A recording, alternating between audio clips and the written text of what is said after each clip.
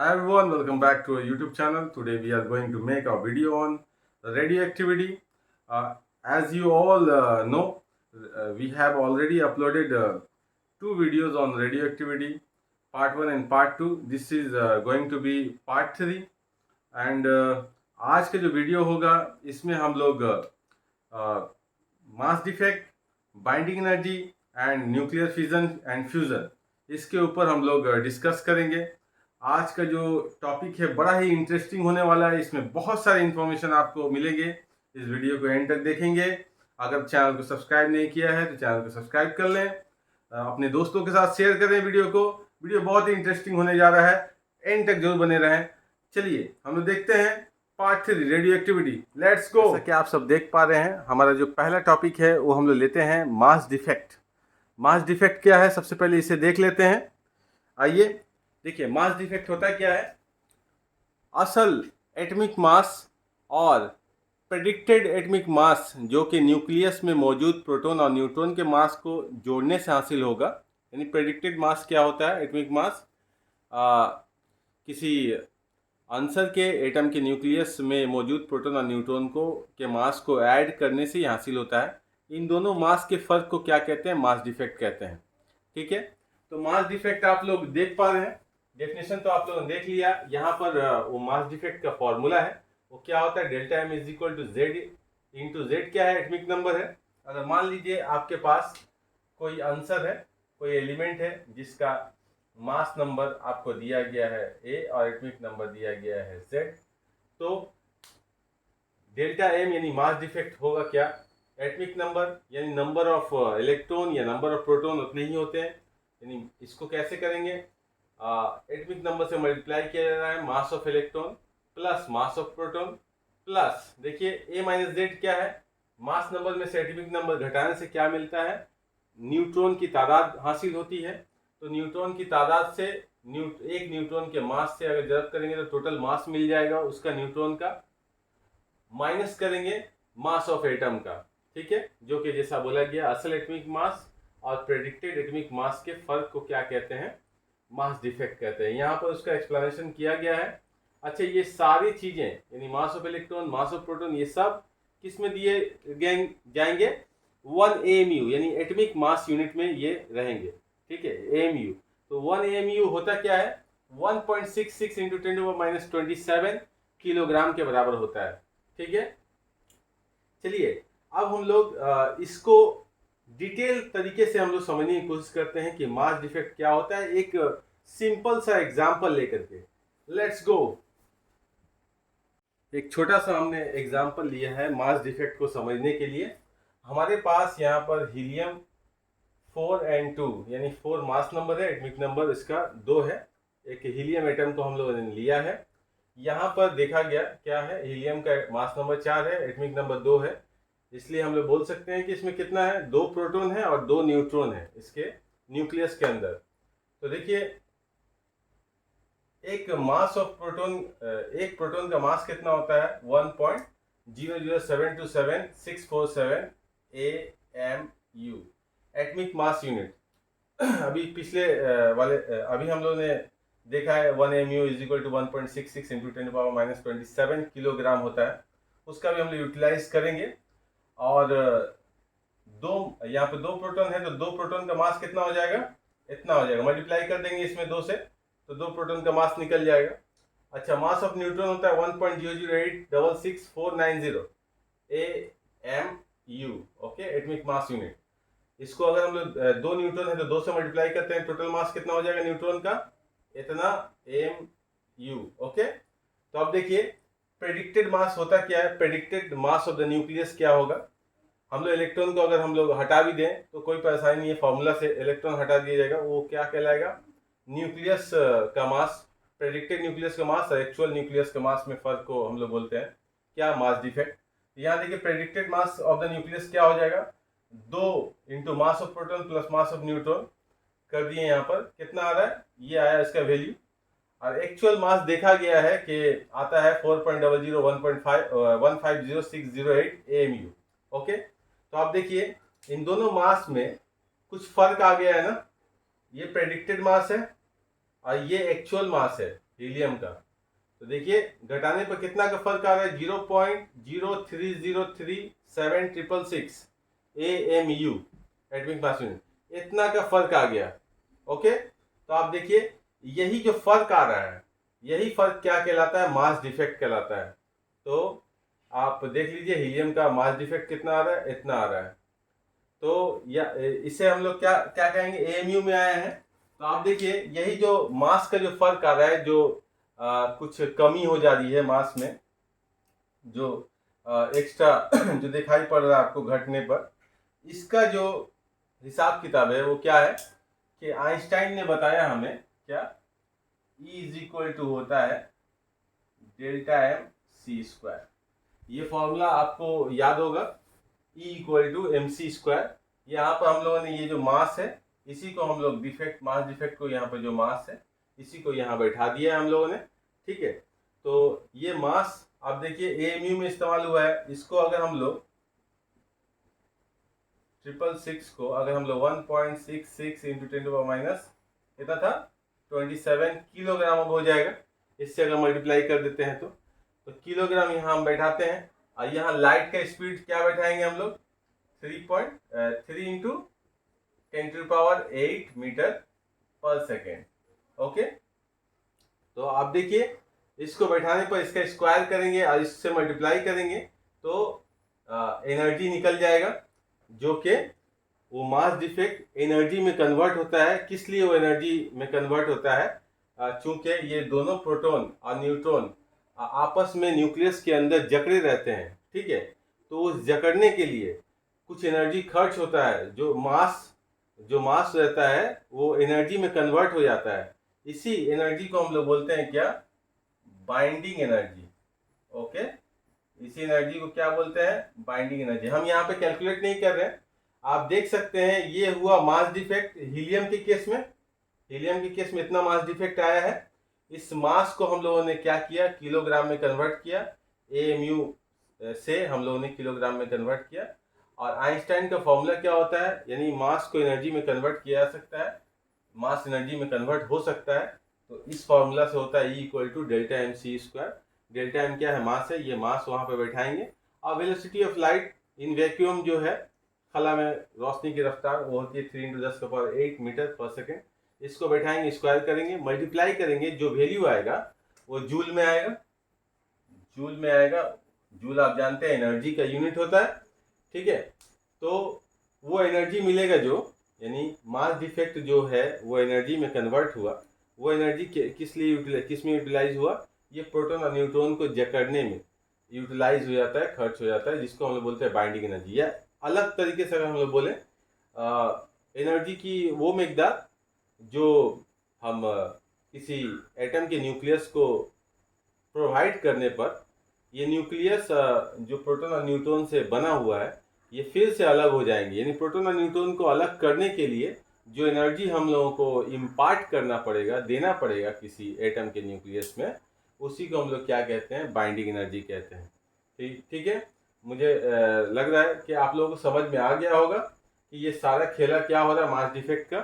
तो प्रेडिक्टेड मास जो होता है, मास ऑफ प्रोटॉन और मास ऑफ न्यूट्रॉन, यानी जितना प्रोटॉन है और जितना न्यूट्रॉन है उनका कुल मास, और एक्चुअल मास जो है उससे थोड़ा सा अलग हो जाता है, ज़्यादा हो जाता है। देखिए प्रेडिक्टेड मास जो है थोड़ा ज़्यादा है एक्चुअल मास से। ठीक है, तो वो किस लिए ज़्यादा है, क्योंकि उसमें एनर्जी जो है, मास जो है एनर्जी में कन्वर्ट हो गई, वो उस एनर्जी को अगर आप ऐड कीजिएगा इसमें तो इसके बराबर आ जाएगा। ठीक है, इसे हम लोग क्या कहते हैं, बाइंडिंग एनर्जी। यानी प्रोटॉन और न्यूट्रॉन को जकड़ के रखने में किसी न्यूक्लियस के फॉर्मेशन के लिए जो एनर्जी खर्च होता है उसी को हम लोग बोलते हैं बाइंडिंग एनर्जी। यानी प्रोटॉन और न्यूट्रॉन को जकड़ के रखने के लिए जो एनर्जी, क्योंकि आप जान रहे हैं प्रोटॉन क्या है, प्रोटॉन तो प्लस चार्ज है। ठीक है, 2 प्रोटॉन है और 2 न्यूट्रॉन मान लेते हैं हम, बिना चार्ज वाला यहाँ पे पार्टिकल को रखते हैं। अब ये एक साथ रहेंगे कैसे, आप देखिए प्रोटॉन तो एक दूसरे को धक्का देकर के हटाना चाहेगा, लेकिन वहाँ पर ऐसा फोर्स है, ऐसा न्यूक्लियर फोर्स है कि वो सारे पार्टिकल्स को एक साथ जकड़े हुए रखे हुए हैं। तो ये काम करने के लिए कुछ एनर्जी तो चाहिए, इसी को बोलते हैं क्या, बाइंडिंग एनर्जी, यानी जकड़े रखने के लिए। ठीक है, तो ये मास डिफेक्ट कन्वर्ट होता है इस एनर्जी में। ओके, तो आपने समझ गए होंगे। चलिए हम लोग नेक्स्ट टॉपिक लेते हैं अपना। Let's go. एक और इम्पोर्टेंट टॉपिक हम लोग देखते हैं, न्यूक्लियर फिजन। न्यूक्लियर फिजन क्या है? ये वो मजर है जिसमें एक न्यूक्लियस दो डॉटर न्यूक्लियस में टूट जाता है और काफ़ी मकदार में तवानाई खारिज होती है। ये दरअसल होता क्या है इसमें कि एक न्यूट्रॉन को यूरानियम यूरानियम 235 92 यहाँ दिया हुआ है, इसके साथ इसको क्या किया जाता है? टकराया जाता है, इसको कोलाइड करवाया जाता है, बम्बार्डमेंट करवाया जाता है। जैसे इससे ये टकराता है तो ये जो आप देख रहे हैं यूरानियम का न्यूक्लियस, ये दो छोटे डॉटर न्यूक्लियस में टूट जाता है। कौन कौन सा? बेरियम 141-56 और क्रिप्टन 92-36 में। नतीजे में क्या होता है? 3 न्यूट्रॉन हासिल होते हैं। 1n0 आप जानते हैं, 1n0 इसको ये न्यूट्रॉन का सिंबल के तौर पर इस्तेमाल किया जाता है, ठीक है, याद रखिएगा। और साथ में बहुत एनर्जी का भी अखराज होता है। आप देखिए न्यूक्लियर फिजन जो आप देख रहे हैं ये दो तरीके का होता है। एक होता है अनकंट्रोल्ड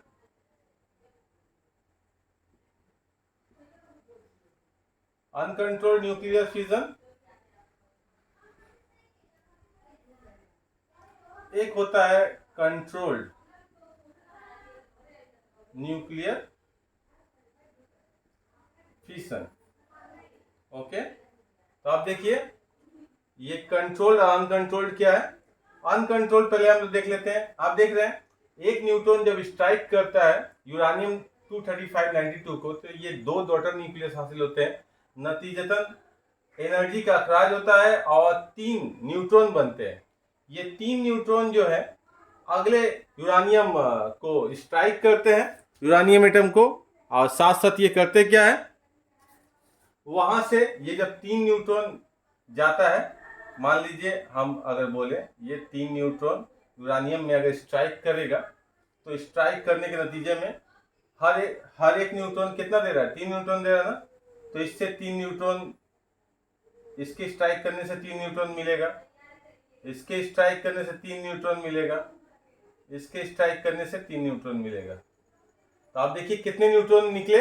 9 न्यूट्रॉन अब मिल गए। यही 9 न्यूट्रॉन फिर एनर्जी का अखराज होगा। जब जब ये न्यूट्रॉन स्ट्राइक करेगा, एटम न्यूक्लियस जो है वो टूटेगा दो डॉटर न्यूक्लियस में, नतीजे में एनर्जी का अखराज होगा और न्यूट्रॉन भी निकलेंगे, वो अगले न्यूक्लियस पर स्ट्राइक करेंगे। और इस तरीके से आप देखिए 3 न्यूट्रॉन, एक न्यूट्रॉन के नतीजे में 3 मिल रहा है, 3 के नतीजे में 9 मिल रहा है। ये जब 9 स्ट्राइक करेंगे तो उसके नतीजे में कितना मिलेगा? 27 मिलेगा, ठीक है। 27 जब स्ट्राइक करेंगे तो हर एक के लिए 3 करके है। तो आप देख लीजिए ये कितना घातक होगा।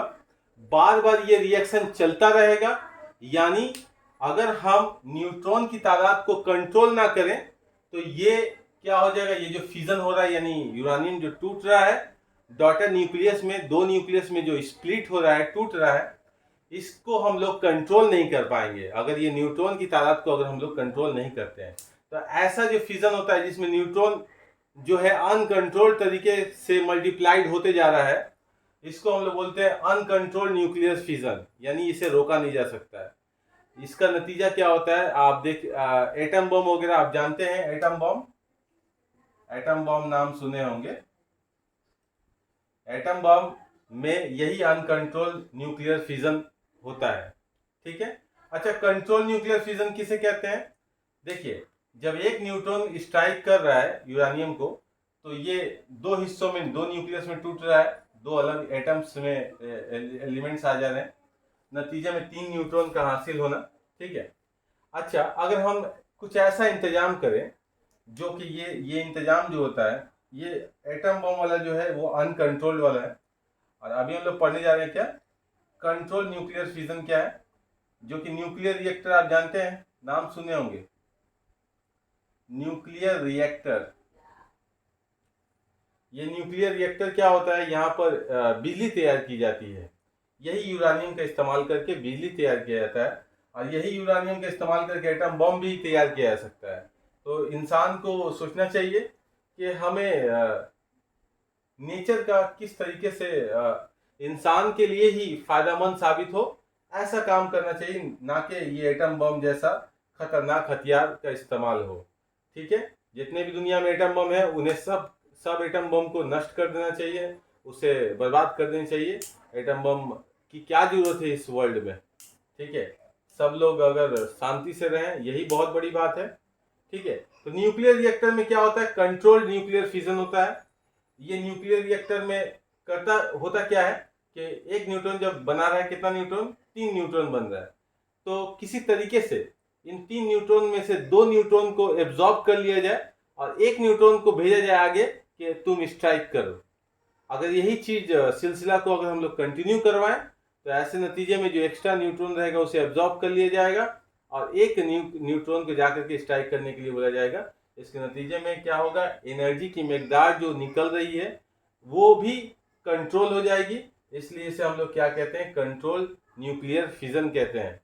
क्योंकि ये सारा दारोमदार न्यूट्रॉन के स्ट्राइक करने से ही क्रिएट हो रहा है, तो ये टर्म्स भी यूज हो रहे हैं। और खास करके न्यूट्रॉन की तादाद को कंट्रोल करने से क्या होता है, कंट्रोल न्यूक्लियर फिजन का अमल रोनुमा होता है।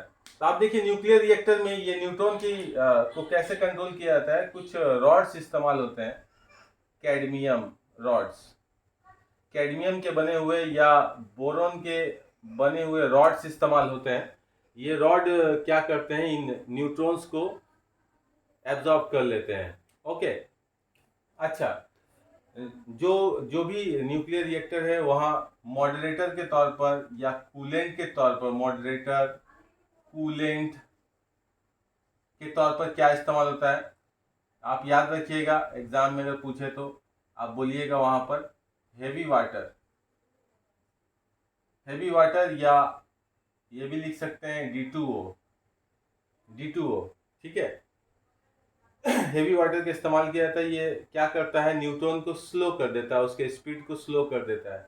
ठीक है, और कूलेंट के तौर पर भी इसका इस्तेमाल किया जाता है। तो आप देख चुके हैं यहाँ पर न्यूक्लियर फिजन और न्यूक्लियर फिजन के बारे में 2 हिस्सा जो है, अनकंट्रोल और कंट्रोल न्यूक्लियर फिजन के बारे में। चलिए हम लोग नेक्स्ट टॉपिक लेते हैं अपना। जाते जाते हम लोग आज का लास्ट टॉपिक देख लेते हैं रेडियो एक्टिविटी का। वो क्या है, न्यूक्लियर फ्यूज़न। न्यूक्लियर फ्यूज़न आप लोग सुने होंगे, फिज़न का ठीक उल्टा है। फिज़न में क्या होता है, फिज़न के माने होता है टूटने का और फ्यूज़न के माने होता है जुड़ने का। वहाँ एक फिज़न में क्या था, भारी न्यूक्लियस जो था वो 2 छोटे न्यूक्लियस में, डॉटर न्यूक्लियस में टूट जाता था न्यूट्रॉन के स्ट्राइक करने से। और यहाँ पर क्या है कि 2 हल्के न्यूक्लियस जुड़ करके एक भारी न्यूक्लियस बनाएंगे और काफ़ी मकदार में तवानाई हासिल होगी। तो न्यूक्लियर फ्यूज़न क्या है, वो तरीका जिसमें 2 हल्के न्यूक्लियस मिलकर एक भारी न्यूक्लियस बनाते हैं, जिसके नतीजे में बहुत ज़्यादा मकदार में तवानाई का अखराज होता है। इससे हम लोग क्या कहते हैं, न्यूक्लियर फ्यूज़न कहते हैं। मिसाल देख लीजिए, एक रिएक्शन देख लीजिए, क्या है 2H1, इसको बोलते हैं, ये हाइड्रोजन के, ये दोनों हाइड्रोजन के आइसोटॉप्स हैं। हाइड्रोजन के 3 आइसोटॉप्स होते हैं, क्या, एक होता है 1H1, 2H1, 3H1।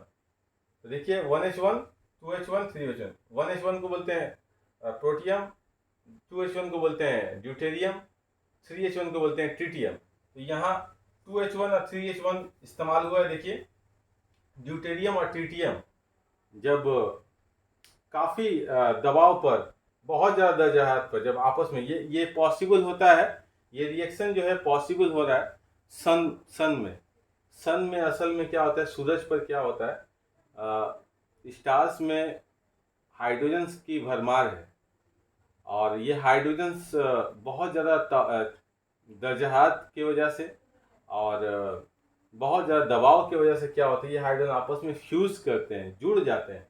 जुड़कर क्या बनाते हैं, हीलियम बनाते हैं और एक न्यूट्रॉन बन रहा है। साथ साथ बहुत ज़्यादा मैसिव अमाउंट ऑफ एनर्जी का अखराज होता है यहाँ पर। तो देखिए यहाँ पर एक ड्यूटेरियम और ट्रिटियम, ये हाइड्रोजन के 2 आइसोटॉप्स हैं। ये आपस में जब जुड़ते हैं ये हल्के होते हैं। 2 हल्के न्यूक्लियस जब आपस में जुड़ते हैं तो हीलियम जैसे भारी न्यूक्लियस को तश्कील करते हैं और नतीजे में क्या होता है, एनर्जी का अखराज होता है। ये कहलाता है क्या, न्यूक्लियर फ्यूज़न। ये न्यूक्लियर फ्यूज़न कहाँ होता है, सूरज में होता है। सूरज का जो दहकता हुआ आग का गोला है, जो उसका गर्मी का सबसे बड़ा जो सोर्स है, जरिया है, वो क्या है, न्यूक्लियर फ्यूज़न है, जो कि हाइड्रोजन के फ्यूज़ होने से आपस में जुड़ने से हासिल होता है वो एनर्जी, जिसके वजह से सूरज इतनी गर्म गर्म है और हमारे अर्थ को भी उससे जो रेडिएशंस आते हैं हमारे अर्थ को भी गर्म कर देती है। ठीक है, अगर आप लोग मेरे चैनल पर नए हैं तो चैनल को जरूर सब्सक्राइब कर दें और वीडियो को एंड तक जरूर देखें, वीडियो को लाइक कर दें। लाइक करने में आपका कुछ नहीं जाता। वीडियो को अपने अदर दोस्तों के साथ शेयर करें, एंड तक जरूर देखें। चलिए हम लोग नेक्स्ट वीडियो में फिर मिलेंगे, तब तक के लिए thanks for watching. Thank you everyone. Thanks.